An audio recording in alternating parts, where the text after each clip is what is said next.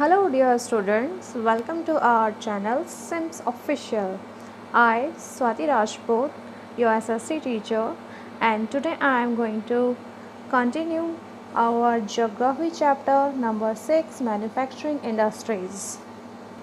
So students, let's start it. Students, in this video we will discuss about industrial pollution and environmental degradation. Industrial pollution and environmental degradation. So student, in this topic we will discuss about industrial pollution, okay, how industries pollute our environment. So let's start.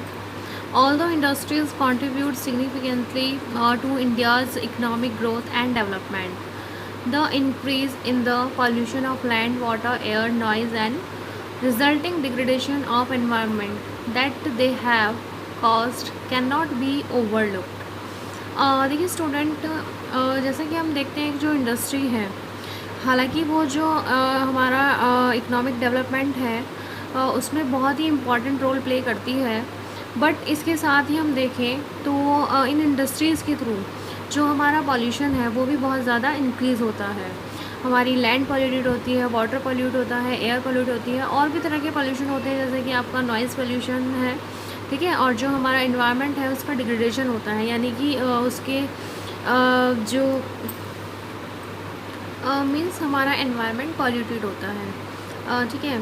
Industries are responsible for 4 types of pollution. जो industries हैं वो 4 तरह के pollution के लिए responsible हैं, जिनमें से फर्स्ट है air pollution, water pollution, land pollution and noise pollution. The polluting industries also include thermal power plants. देखिए जो इंडस्ट्रीज़ पॉल्यूशन करती हैं उसमें आपका जो थर्मल पावर प्लांट्स हैं वो भी इंक्लूड है. तो very first we discuss about air pollution. In this topic we'll understand how industries polluted air. Okay, air is caused by the presence of a high proportion of undesirable gases such as sulfur dioxide and carbon monoxide. देखिए जो air pollution है वो कुछ ऐसी gases होती हैं, for example आपके sulphur dioxide और कार्बन मोनोऑक्साइड जो एयर को पॉल्यूटेड करती हैं, ठीक है. Airborne particulates materials contain both solid and liquid particles like dust, spray mist and smoke. देखिए स्टूडेंट, एयर में दोनों ही टाइप के लाइक आपका सॉलिड एंड लिक्विड दोनों ही तरह के पार्टिकल्स पाए जाते हैं.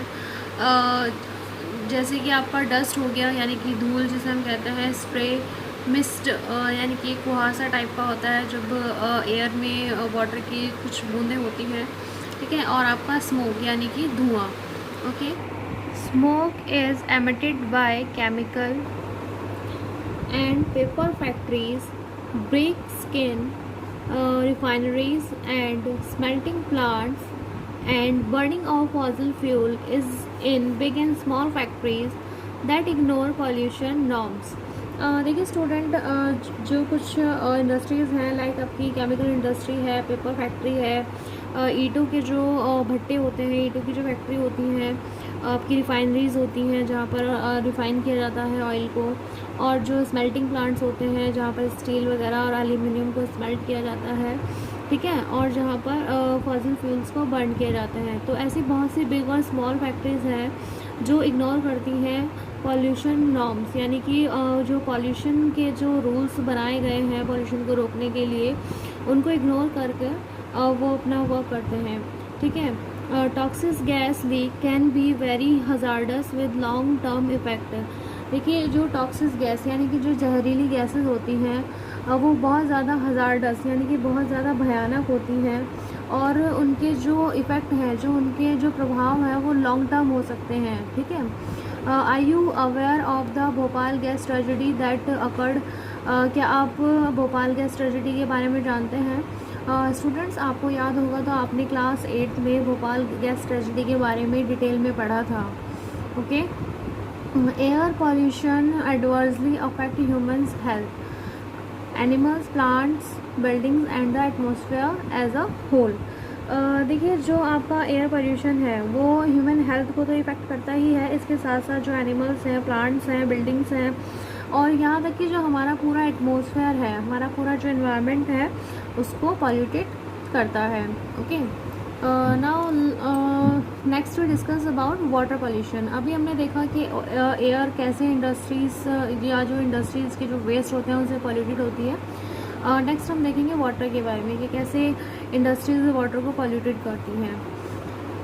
Water pollution is caused by organic and inorganic industrial waste and fluent discharge into reverse.